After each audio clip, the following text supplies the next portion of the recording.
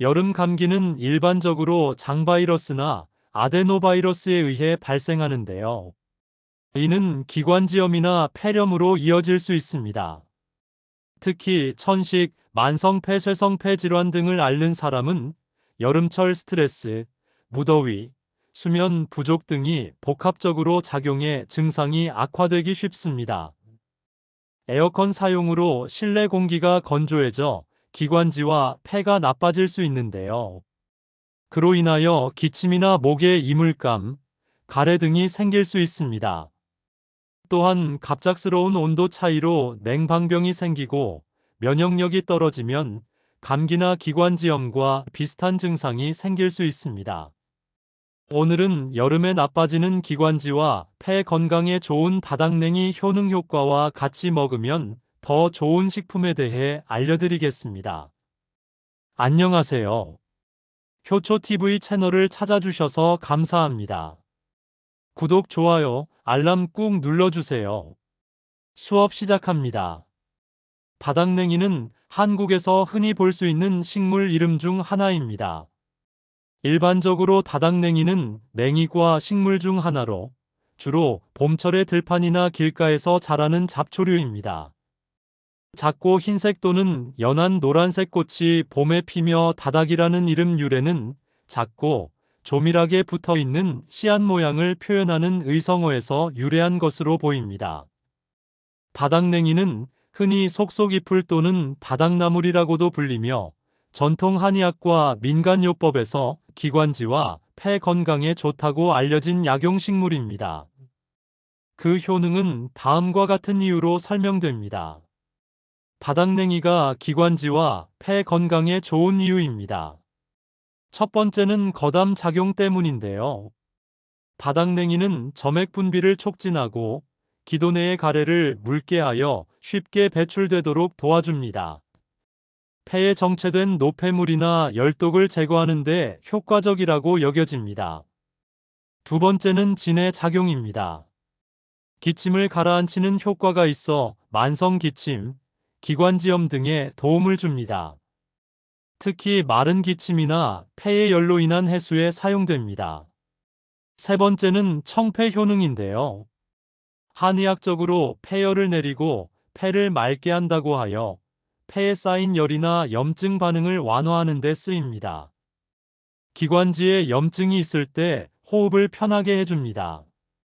네 번째는 이뇨와 해독 작용 때문입니다.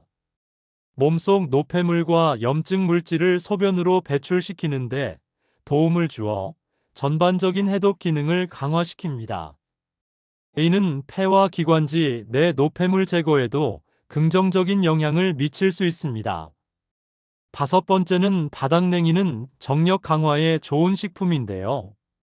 그 이유는 신장 기능 강화, 혈액순환 개선, 호르몬 조절 및 피로 회복, 항산화 및 항염 효과 때문입니다. 전초를 생이나 말려서 차로 끓여 먹으면 발기부전이나 불감증 개선에 좋습니다. 전통 한의학에서의 기록인데요. 동의보감 등에서는 다당냉이를 폐열로 인한 기침, 천식, 가래 등에 사용하는 약재로 기록하고 있습니다. 종종 차 형태로 달여 마시거나 환, 산, 탕제 등으로 조제하여 복용하였습니다. 다당냉이와 같이 먹으면 좋은 식품은 찬 성질을 보충해주는 따뜻한 성질의 생강과 단맛과 약초의 해독 작용이 뛰어난 대추입니다. 생강은 항염 작용, 살균 효과로 외부로부터 몸을 보호하여 기관지와 폐를 건강하게 해줍니다. 대추는 면역력을 높여주고 기침을 멈추게 하며 호흡기 질환 예방에 좋은 식품입니다.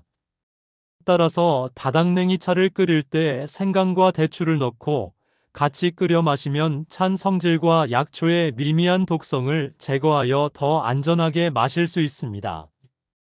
또한 기관지와 폐를 건강하게 하는 시너지 효과가 2배로 높아져 기침을 멈추고 가래를 제거하는 데 큰 도움이 됩니다. 다당냉이 말리는 방법 알려드립니다. 다당냉이 채취는 차가 다니지 않으면서 오염되지 않은 장소에서 채취를 해야 합니다. 흐르는 물에 깨끗하게 씻어 물기를 털어냅니다. 바닥냉이를 5cm 크기로 잘라줍니다. 증기에 1분 동안 찝니다. 채반에 골고루 펼쳐 널어 바람이 잘 통하는 그늘에서 말립니다. 다닥냉이차 끓이는 방법 알려드립니다.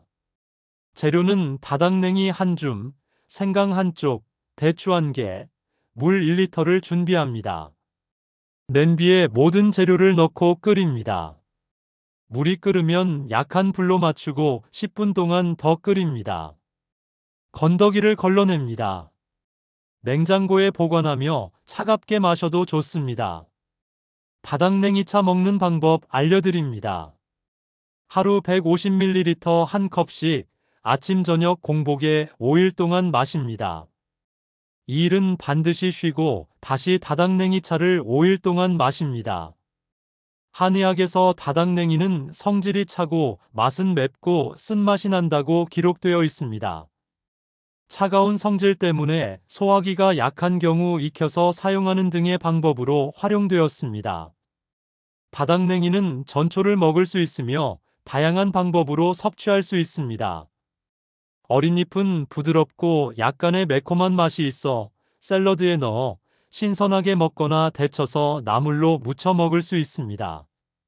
다른 나물과 마찬가지로 무침, 볶음 등으로 활용 가능합니다.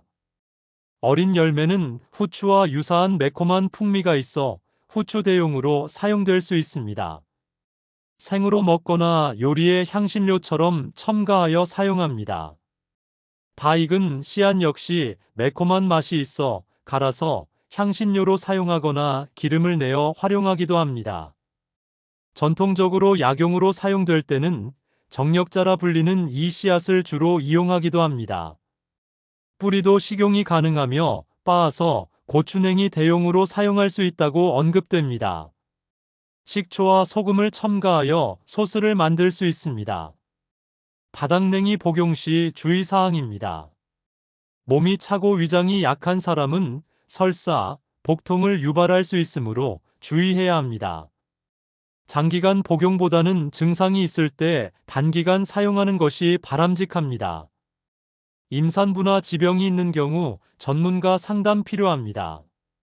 길가에 흔하게 보이는 풀이지만 누군가에게는 귀한 약초입니다. 호흡기가 약한 부모님과 기침을 자주 하는 친구, 가래가 많아 힘들어하는 옆집 어른들께 공유해보세요.